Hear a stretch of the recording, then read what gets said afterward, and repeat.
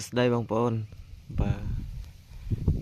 ngày nay chọn một hai bông bồn để tao nâng cả đam sợi lấy bông bồn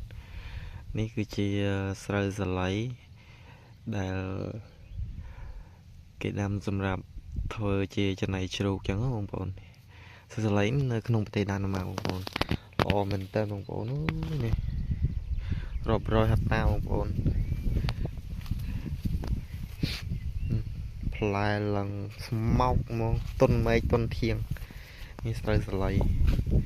rồi hạt ta ôn khởi nhé rồi hạt ta sắp sợi lấyนี่คือcái đam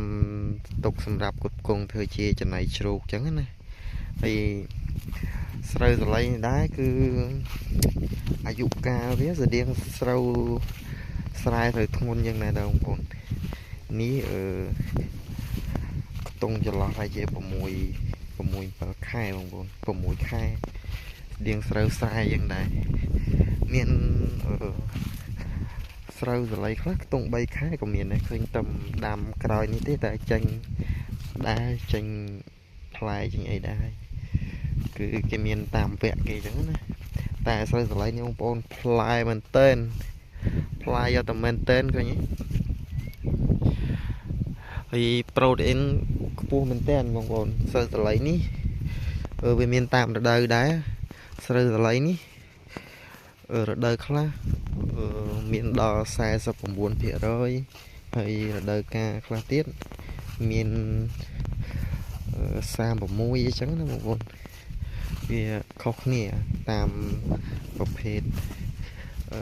ដីតាមអាកាសធាតុអញ្ចឹងខែភ្លៀងខែក្តៅនេះស្រូវសឡៃនេះគៀកកន្លែងខ្ញុំធ្វើការរាប់រយហាត់ហើយខាងមុខនេះគឺស្ដែកគេគៀបយកធ្វើប្រេងដែរបងប្អូនអានេះបន្ទាប់ពីសល់ពីគេគៀបធ្វើប្រេងគឺនៅសល់កាកស្ដែកកាកអីគឺគេយកធ្វើចំណីសត្វដូចគ្នាបងប្អូនហើយរាប់រយហាត់តានៅនេះអូដៃកតុយភ្នែកមើលតាណាក៏ឃើញតែតំណាំខៀវល្ងិតបៃតងហ្មង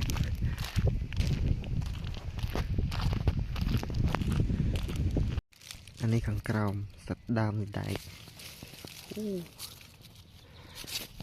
ទៅមុខអត់រួចទេសបាយច្រើនពេកចាក់ស្រេះផ្លែនេះបងប្អូននេះសត្វផ្លែដែកទាំងអស់ទុនម៉េចទុនធៀងនេះឃើញសត្វផ្លែដែកឃើញស្កេស្កាសំខាន់ដើមដើររួចទេគឺស្កាតែម្ដងម៉ាស៊ីនក្បាលម៉ាស៊ីនច្រូតស្រូវសឡៃធំនេះមុខចង់10 ម៉ែត្រឡើយបាទ10 ម៉ែត្រទេមុខនេះទុកនេះ